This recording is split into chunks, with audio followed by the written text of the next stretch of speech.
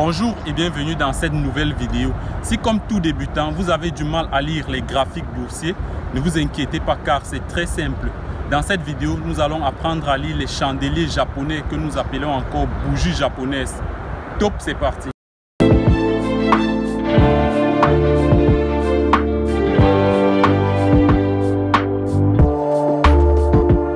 Bonjour une fois de plus et bienvenue sur cette nouvelle vidéo intitulée « Apprendre à lire les chandeliers japonais », encore appelés bougies japonaises.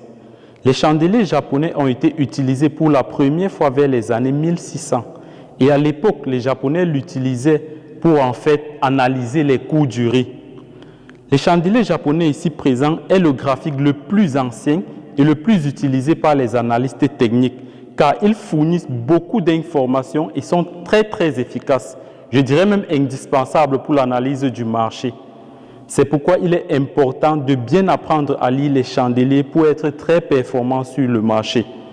Ces chandeliers nous donnent des indications sur les tendances boursières à venir, c'est-à-dire qu'ils nous renseignent s'il va avoir un retournement du marché ou encore si le marché va continuer dans la même tendance. Mais nous allons voir les différents signaux que peuvent nous montrer les chandeliers japonais dans une autre vidéo, car c'est tout un autre chapitre.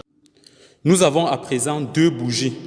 Rappelez-vous que nous avons déjà expliqué ces deux couleurs. Le vert représente une bougie haussière dont le marché est en hausse et le rouge représente une bougie baissière, donc le marché est en baisse. Certains graphiques matérialisent la hausse par le blanc et la baisse par le noir, mais à notre niveau, nous allons juste utiliser le vert et le rouge. Les traits verticaux que vous pouvez apercevoir aux extrémités des bougies sont appelés des ombres ou des mèches. En haut, nous avons la mèche supérieure et vers le bas, c'est la mèche inférieure. Et il est encore possible d'avoir des bougies sans mèche ou du moins pas de mèche supérieure ou pas de mèche inférieure. Et lorsque vous êtes face à l'une de ces différentes situations, elles ont une signification que nous allons interpréter plus tard. Sur le graphique en chandelier, une bougie représente en fait l'évolution du cours pendant une période donnée. Selon votre configuration, vous pouvez configurer votre graphique en secondes, en minutes, en heures, en semaines, en trimestres ou même vous pouvez encore configurer votre graphique annuellement. Et chaque bougie doit représenter l'évolution du cours tout au long de la période que vous avez choisie. Pour ce qui est de la bougie verte ici représentant la hausse, nous avons le cours d'ouverture qui est le cours auquel l'action a commencé la séance selon la période que nous aurons choisie. Le cours de fermeture est comme le nom l'indique, le cours auquel la séance a été clôturée. La séance ici représente bien évidemment la période de temps choisie. Nous avons le cours le plus haut, représenté ici par la mèche supérieure, et le cours le plus bas par la mèche inférieure.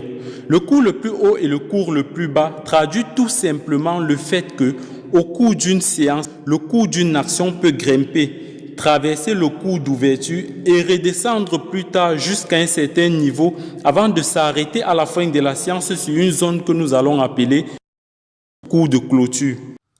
Nous avons également cette partie qui est le corps de la bougie.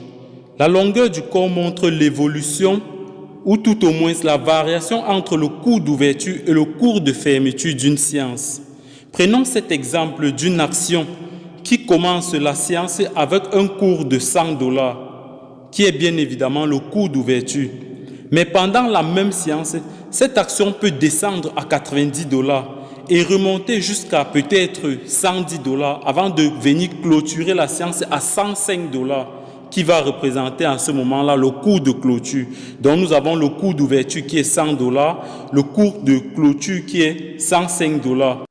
Et comme variation, nous avons le cours le plus haut qui est 110, le cours le plus bas qui est 90.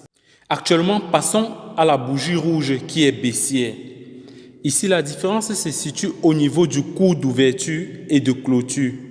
C'est le contraire de la bougie haussière. Ici, l'ouverture se trouve plutôt à ce niveau. Regardez bien à ce niveau, car la bougie représente une baisse, d'où l'ouverture de la séance se trouve plutôt à ce niveau, contrairement à la fermeture qui se retrouve plutôt vers le bas, ce qui marque la fin d'une séance en baisse.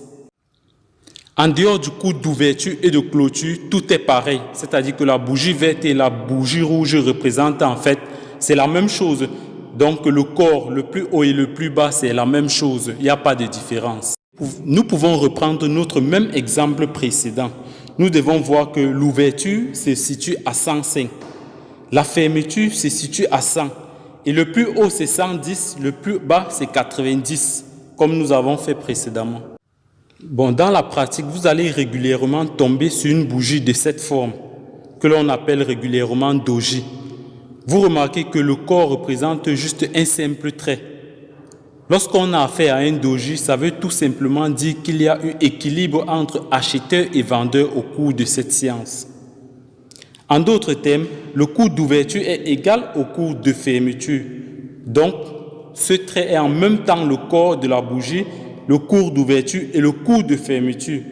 Et il y a plusieurs significations qui feront certainement l'objet d'une prochaine vidéo ou bien d'un chapitre. Donc lorsque vous avez affaire à ce type de forme, à cette bougie, le coût d'ouverture égale au coût de fermeture égale au corps. Tout est confondu, tout est mélangé et c'est la même chose. Maintenant, allons sur un graphique en chandelier. Dans la pratique, nous remarquons bien que lorsqu'on retrouve une bougie verte, ça marque directement une tendance haussière. Donc lorsqu'on a affaire à une bougie verte, directement le marché est en hausse, l'action est en train de grimper. Et au contraire, lorsque nous avons affaire à une bougie rouge, nous voyons directement que ça marque une tendance baissière. Donc inversement, le marché est plutôt en train de baisser. L'action est en train de perdre de la valeur, l'action est en train de baisser. Et par la suite, comme nous avons expliqué précédemment, vous voyez bien cette bougie-ci qui n'a pas de mèche inférieure. Nous avons bien expliqué cela plus haut. Et nous voyons aussi de l'autre côté, l'autre bougie qui n'a pas de mèche supérieure. Dans la pratique, nous allons voir des cas comme ça. Nous allons voir même des bougies sans corps, où le corps est confondu avec le cours le plus haut, le cours le plus bas, comme nous avons expliqué précédemment. Bien, maintenant parvenu au thème de cette vidéo, sachez aussi que la résilience doit être votre fort. Ça peut sembler difficile point de départ, mais ne lâchez pas. Mettez-vous à fond dans la formation et d'ici à là, vous allez voir que les choses vont avancer. Comme il est de coutume, nous devons finir avec cette citation de Victor Sperandeo qui dit, je cite, « La clé du succès en trading est la discipline émotionnelle. Si c'était l'intelligence, il y aurait bien plus de gagnants. » Si vous avez aimé la vidéo, laissez un commentaire et si vous avez des questions à poser, vous pouvez laisser ça en commentaire. Ça peut faire l'objet d'une prochaine vidéo. Donc, abonnez-vous si ce n'est pas encore fait et partagez aussi si possible. N'oubliez pas surtout et surtout de lâcher votre petit pouce bleu. C'est ça qui va en fait référencer la page pour qu'on soit un peu plus connu. Donc, merci et à la prochaine vidéo.